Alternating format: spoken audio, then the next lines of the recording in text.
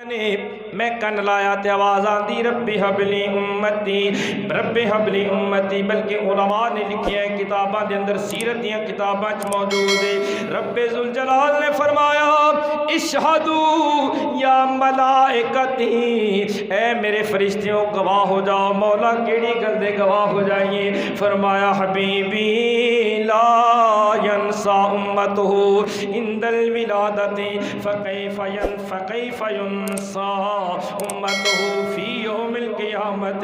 فرمایا فرشتیوں گواہ ہو جاؤ، جیڑا نبی اپنی امت نو پیدا ہوندیاں نہیں بھلیا، وہ نبی میدان حشر دے اندر کیویں بھل جائے گا؟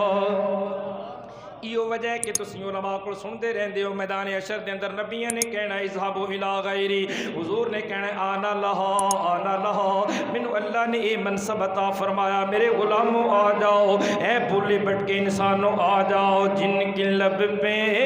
رہا امتی امتی، مل کے پڑھو ذوق آئے گا۔ حضور دی صفت و شرح انشاءاللہ مدینے والا راضی ہو یا خدا راضی ہو جائے گا۔ جن کے لب پہ رہا امتی، جن کے لب پہ رہا امتی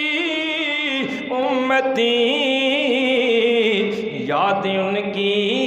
نیازی نہ بھولو کبھی، وہ کہیں امتی تو بھی کہے یا نبی، اور یہ سارے نے بولنا ہے، وہ کہیں امتی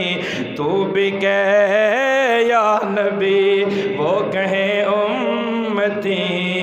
تو بھی کہے یا نبی، میں ہوں حاضر تیری نوکری کے لیے، بن کے خیر الورا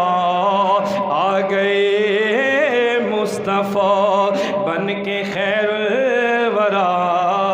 آ گئے مصطفیٰ، ہم گناہگاروں کی بہتری کے لیے، وہ کہیں امتی تو بھی کہے یا نبی، بولو سبحان اللہ۔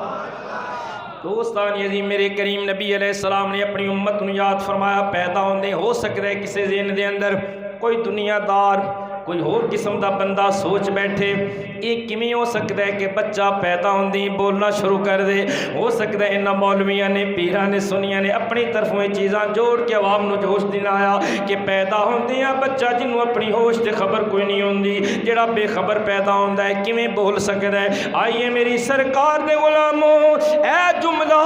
وہ بندہ سوچ سکتا ہے جڑا سمجھدا ہے کہ شاید نبی ساڈے ورگا ہو سکتا ہے، نبی ظاہری اعتبار نال جسم و جان ساڈے جیسا لے کے آیا، لیکن آؤ میں اللہ دے قرآن جو ثابت کرنا نبی